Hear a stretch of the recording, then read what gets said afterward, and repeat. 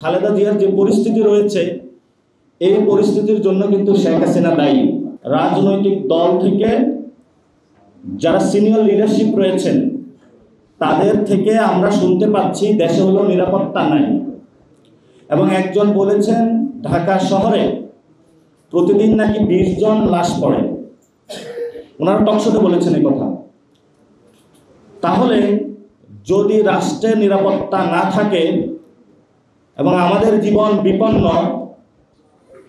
রাজনৈতিক দলগুলো নির্বাচনী কাজে ব্যস্ত, তাহলে গণ অভ্যুত্থানের পরে আমরা একটি স্বাধীন বাংলাদেশ যখন প্রতিষ্ঠা করেছিলাম, সেই স্বাধীন বাংলাদেশে নিরাপত্তার অন্তরায় কারা? এটা ইন্টারনাল শক্তি হতে পারে, এক্সটার্নাল শক্তি হতে পারে। এটা আপনাদেরকে জনগণের সামনে উন্মোচন করা আপনাদের নৈতিক দায়িত্ব। কারণ আমার জীবন যখন বিপন্ন, আপনার জীবনে যখন বিপন্ন, আমাদের সবার জীবন যখন বিপন্ন, কোথায় আসলে আমাদের নিরাপত্তাকালীন ঘাটতি রয়েছে সেই বিষয়টা যারা এই বক্তব্যটা তুলেছেন তাদেরকে স্পষ্ট করতে হবে। সরকার থেকে এসেছে যে নিরাপত্তা নিয়ে কোনো উদ্বেগ নাই।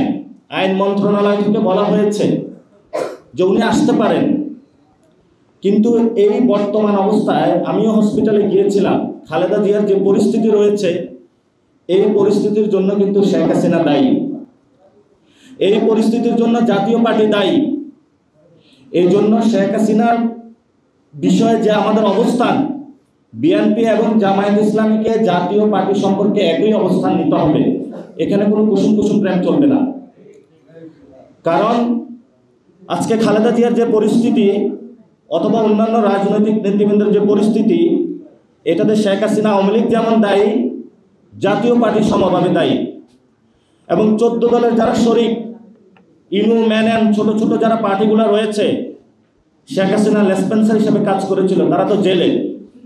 তাহলে জাতীয় পার্টি কেন এখনো জাতীয় পার্টির নেতৃবৃন্দ জেলে নয়? এটা আমরা সরকারের কাছে প্রশ্ন রাখতে চাই। সরকার এটা তখনই করতে পারবে যখন জাতীয় পার্টিকে কোনো একটি নির্দিষ্ট দল থেকে ব্যাকআপ বন্ধ করে দেওয়া হবে। আমরা সেই নির্দিষ্ট দলের কাছে আহ্বান রাখব, জাতীয় পার্টির পক্ষে ব্যাকআপ বন্ধ রাখুন। যদি জাতীয় পার্টিকে পক্ষ নিয়ে চলতে চান, তাহলে আপনাদের যে সম্ভাবনাটা আছে সম্ভাবনাটা নষ্ট হয়ে যাবে।